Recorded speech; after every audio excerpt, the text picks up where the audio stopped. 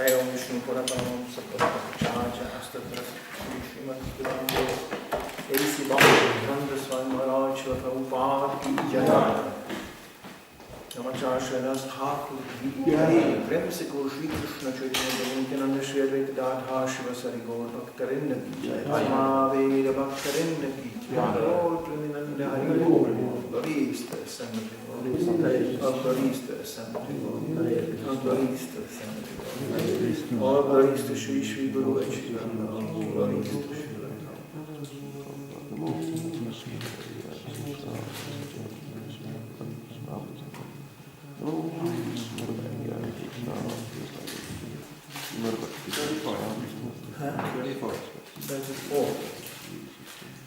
Om Namo Bhagavate Vasudevaya. Om Namo Bhagavate Vasudevaya. Om Namo Bhagavate Vasudevaya. Om Namo Bhagavate Vasudevaya. Om Namo Bhagavate Vasudevaya. Om Namo Bhagavate Vasudevaya.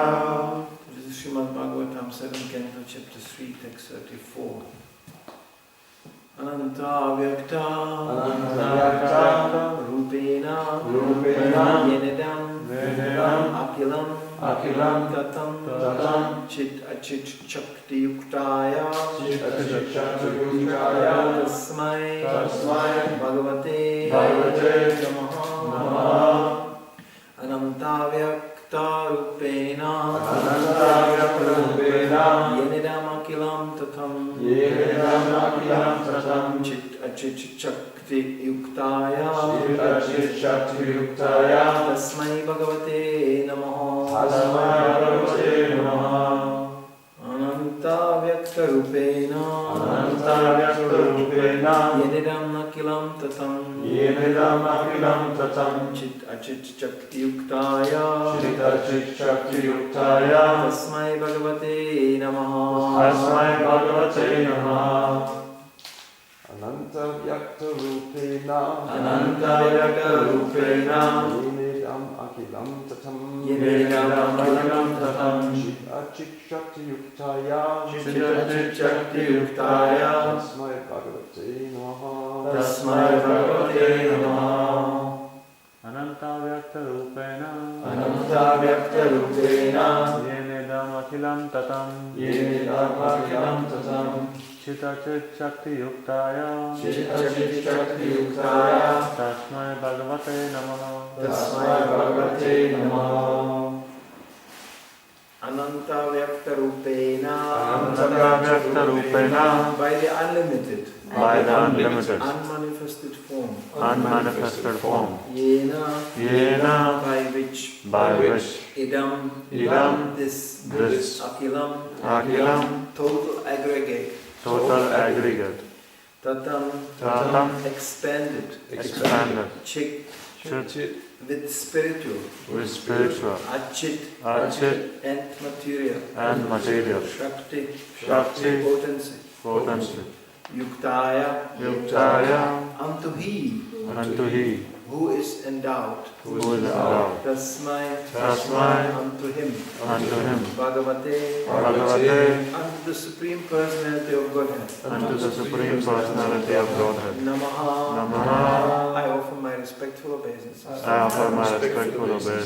Translation. Let me offer my respectful obeisances unto the Supreme, who is unlimited, who in his unlimited, unmanifested form has expanded the cosmic manifestation, the form of the totality of the universe. He possesses external and internal energies and the mixed energy called the marginal potency, which consists of all the living entities. Purport by Srila Prabhupada. The Lord is endowed with unlimited potencies, Parasya Shaktir Vividhaiva Shruyate, which are summarized as three, namely external, internal and marginal. The external potency manifests this material world, the internal potency manifests the spiritual world, and the marginal potency manifests the living entities, who are mixtures of internal and external. The living entity, being part and parcel of Parabrahman, is actually an internal potency, but Because of being in contact with the material energy, he is an emanation of material and spiritual energies. The spiritual personality of Godhead, the Supreme Personality of Godhead, is above the material energy and is engaged in spiritual pastimes. The material energy is only an external manifestation of his pastimes. Namo Vishnu Padaya Krishna Prastaya Bhutaya Shamati Bhaktivedanta Swami Vinami. Namaste Saraswati Devam Guravani Prachana Nirvishesha Shunyavadi Pushkati.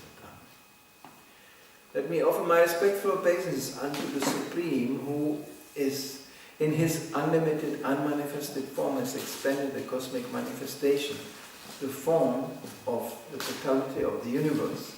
He possesses external and internal energies and the mixed energy called the marginal potency, which consists of all living entities.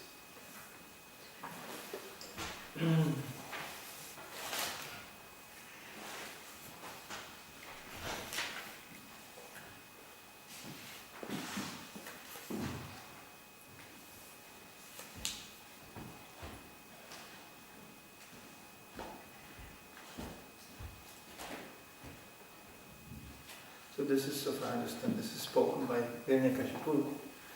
Quite amazing, because he's a demon. So that's the problem with demons, that sometimes, and especially big demons like Hiranyakashipu, they know what is what, and they know the truth, but due to the envious nature, they still try to defy it or compete with it.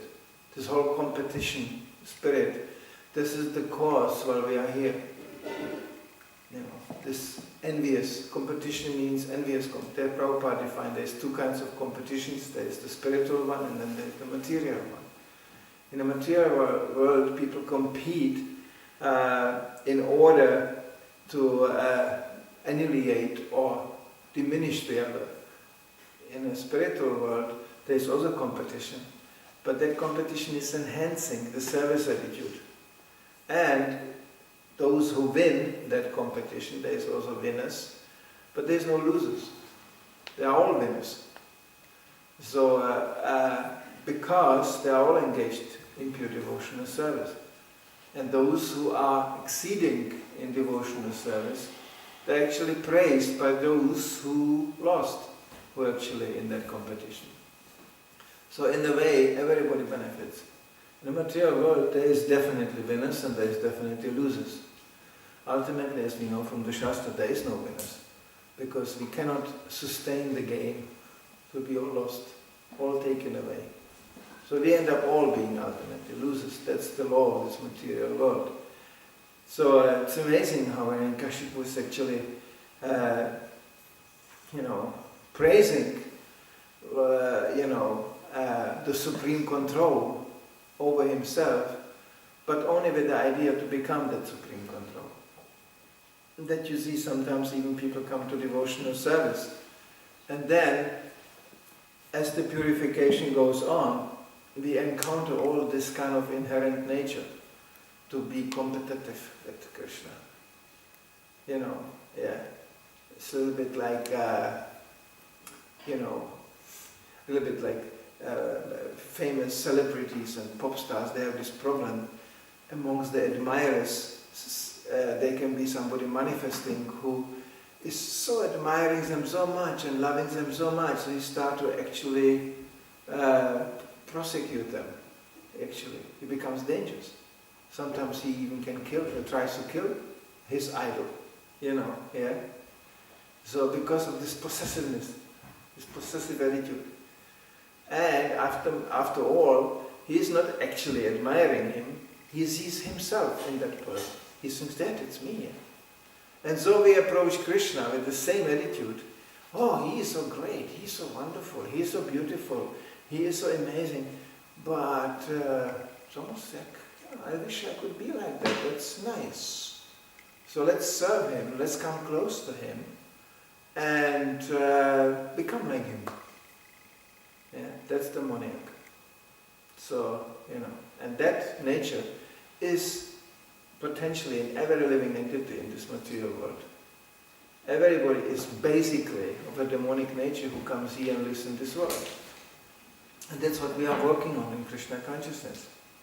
Some come to a point of purification where they have to take a clear stand. Will I continue to serve Krishna, or will I go out there again and try to imitate him? You know, that's a decision which every devotee has to make practically daily. And they decide, no. Once one is set on the course to actually compete with Krishna, then naturally one will find so many reasons. Krishna is helping, the super soul. So if you want to argue against him, if you want to compete with him, he will give you the intelligence. Oh, because of this and this and this, I cannot serve Krishna. Oh, because of this and this and this. And look, why? That's the reason why I would like to serve Krishna. Why I cannot? No. Indians, they're really good at this. They go, God wants to surrender me. He is so powerful. He will arrange. He's not arranging, but I'm not surrendering.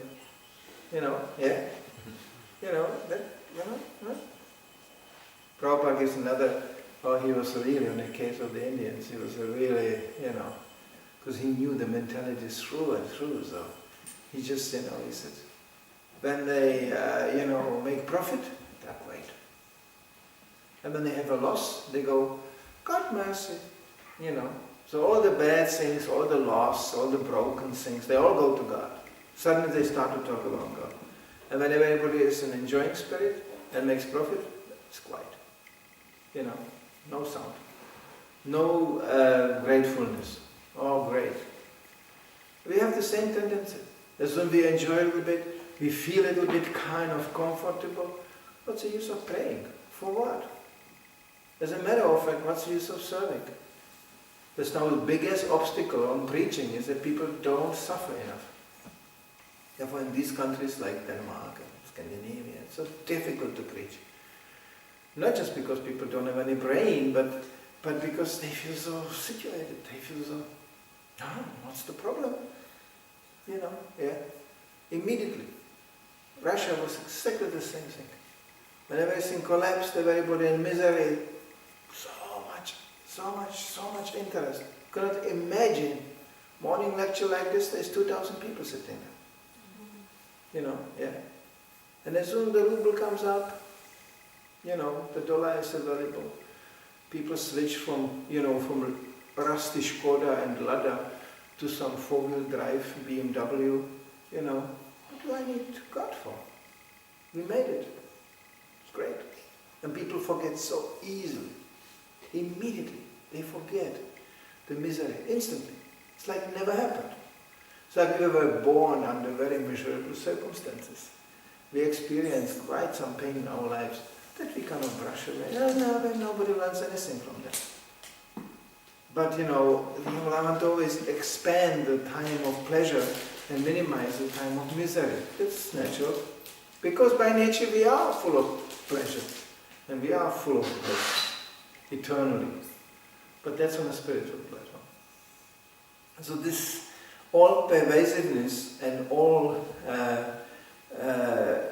presence of Krishna in any particle and any atomic fraction of this material world is an essential understanding of anybody who is religious.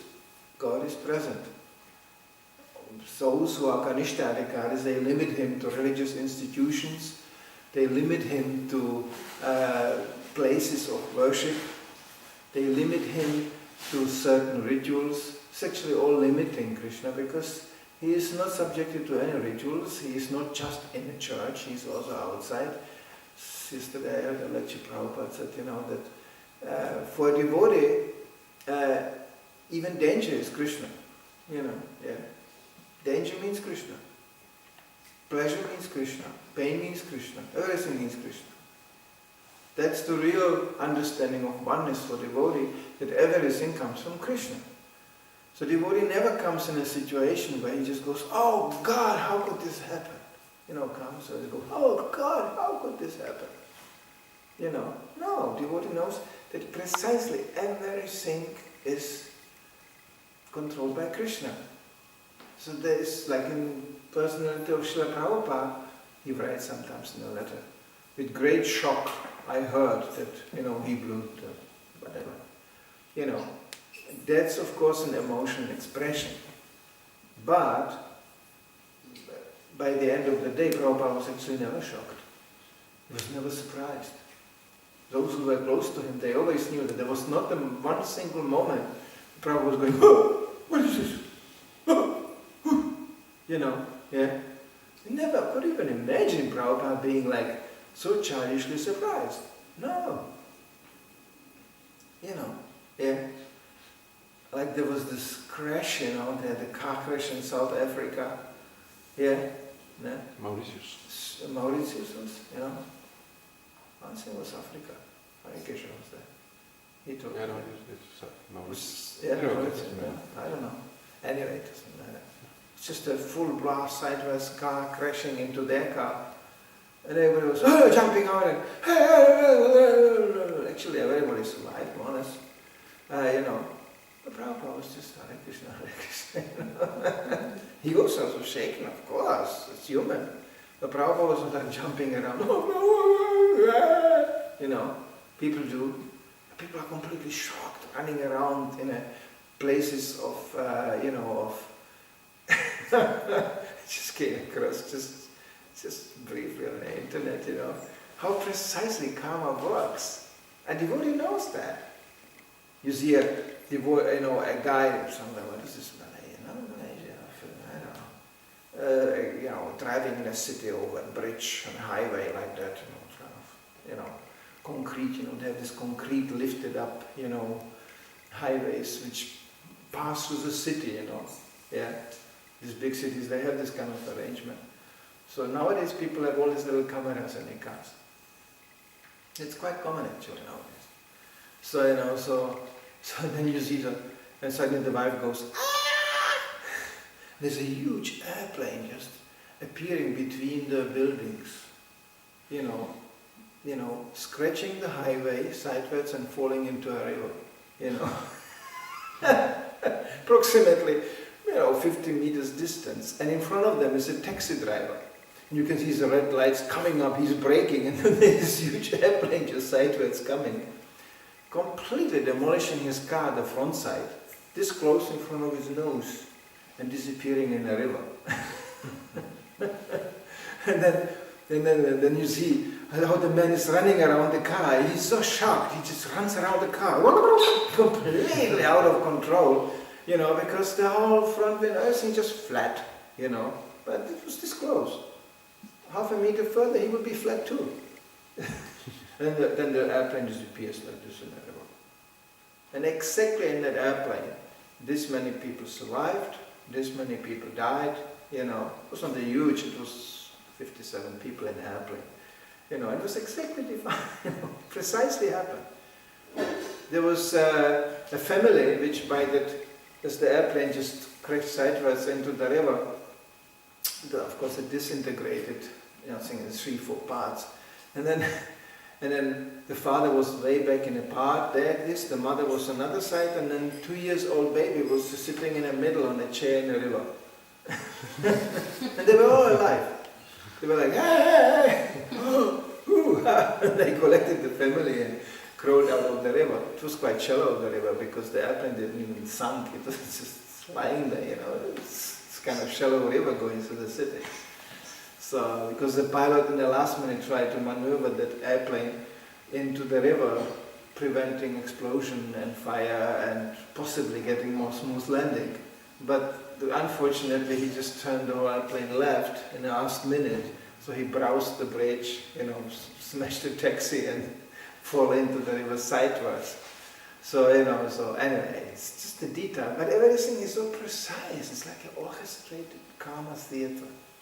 But karmas don't understand. They're just, how could this happen? And, oh no! And, oh, a devotee, I was in Sankirtan in situations which are not that much different. I remember precisely even the place and the bridge I drove over in a winter, starting to understand that Bridges in the winter, they are especially dangerous because they are not heated really. And that's the first place which get cold from underneath too, because there is no earth to warm it up. So they get icy, you know. I remember I just got on that bridge and I realized, I'm not driving, I'm gliding, you know. And the first thing people do, and they step on a brake. Well, that's the worst thing you can do. Because then the whole thing is jammed and you turn the whole car into a spinning brick. You know, so I just tipped the brake and the car was going, you know, like from one side of the bridge to the other. And there was 4 brahmacharis in the back. They were screaming, you know, okay, they realized we are gliding, you know, and with that speed probably we would go over the railing and fall down in the river. And the car was going this way and that way and that way and this way, and then we just made to the end of the bridge.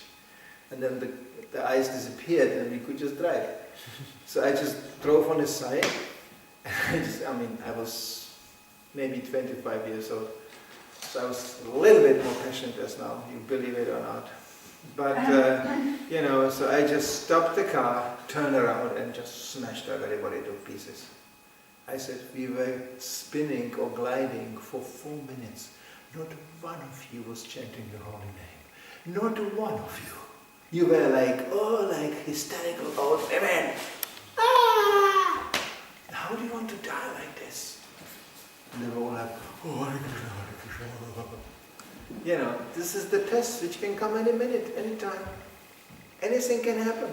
How do you know that this roof is solid and will not fall down our head just now? I'm not so sure, especially not here. Really not. I mean, we are sitting here so secure, we think, oh no, what are you talking about? With this kind of roof, I'm not so sure. You know, yeah. So this kind of things happened all the time to everybody, every time. But Bhagavatam is realistic. It says on every step there is a danger. You make a step, you're in danger. You make another step, you're in danger. It's like that. So devotee lives like this. This is not a question of being afraid or paranoid. The real fear is, there's only one fear which dominates the life of a devotee, and that's the fear to forget Krishna. That, you know, is dangerous. That's a real danger. Because that moment we leave the body in forgetfulness of Krishna, we may be helplessly transported to another body, who knows where and who knows how. 9 months later, you are in another body, you don't even know how you got there. It's not so much, 9 months, you know, boop, you are out there again. You know, completely forgetting that you ever were Hare Krishna in a Hare Krishna temple. But you will be guided again to some kind of temple and some kind of spiritual existence because of our past devotional service. So therefore it's so important to train the memory and to train the endurance in devotional service so it cannot be taken away from us when this kind of crisis arrives. It's always pleasant to speak to people who were actually almost dying once upon a time, because that's a very powerful memory. It usually changes people's lives. People who face death and kind of made it back in the last minute. This is a very, very deep experience. You know. They will never forget. And usually they are more religious, they are more spiritually inclined, because they know that we are not going to die. There is coming, there's stages of death, and they maybe went into the first stage, and they speak about the light tunnels, you know, things like that. There is even reports of people dying, coming back to life again in the last minute. They report they saw already somebody coming around the corner and then he turned around. A bunch of guys who were just really ugly and really angry looking characters. They felt them like dark figures. They cannot remember the faces, they just said there was a bunch of really dark figures. And they were heading for me, you know, and I was like screaming in pain. And then I snapped back again and I was, you know, back again in this body.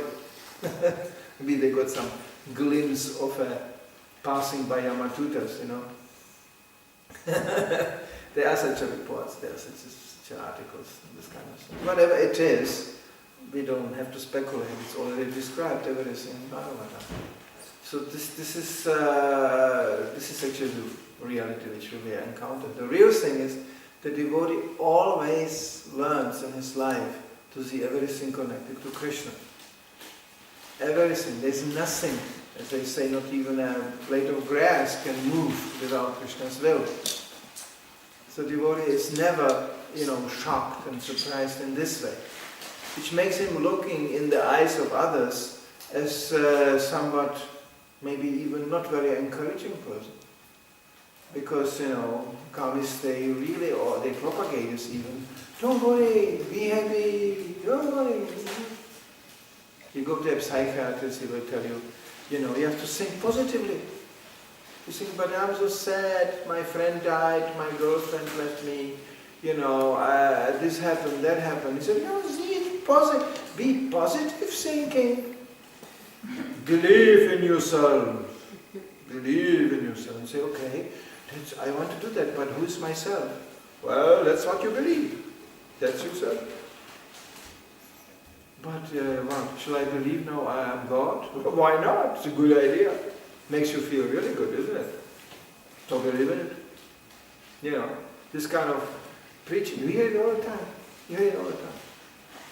People gliding on mental platforms, never leaving the mental platform.